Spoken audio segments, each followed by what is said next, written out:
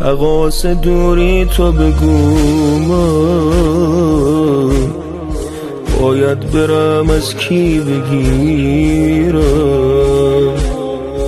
عاشقی تاوان داره میگم اصلا بذار برات بمیرم. یه روزم بخت با بنده یار میشه زمستونم میره و بهار میشه. پناه مظلوم العجل پناه مظلوم العجل